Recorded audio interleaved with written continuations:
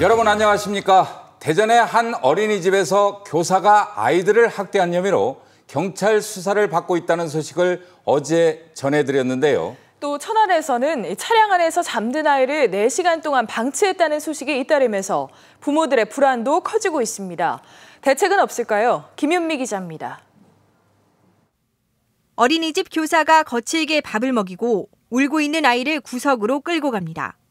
아이들을 학대한 혐의로 경찰 수사가 진행 중인 대전의 한 어린이집 소식이 전해지자 인터넷에선 비난이 들끓었습니다. 2주 전 천안의 어린이집에선 등원 차량에서 잠든 어린이가 4시간 동안 방치됐고 지난해 세종 정부청사 어린이집에서도 아동 학대가 발생하는 등 어린이집 사고가 끊이질 않고 있습니다.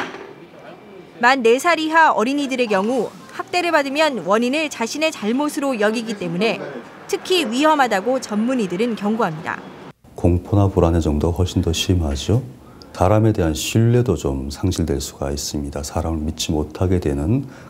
지난해에만 아동보호 전문기관에 신고된 아동학대는 6천여 건으로 그중 4%인 268건이 어린이집과 유치원에서 발생했습니다.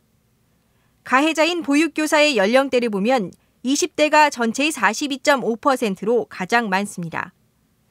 낮은 비용으로 자격증만 갖춘 보육교사를 고용하기에만 급급한 현실도 개선이 필요한 이유입니다.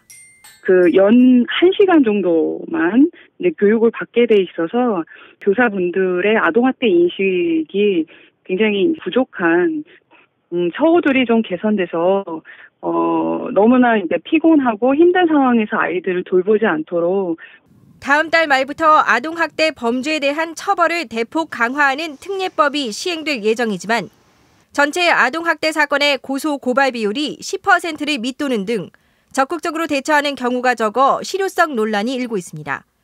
MBC 뉴스 김윤미입니다.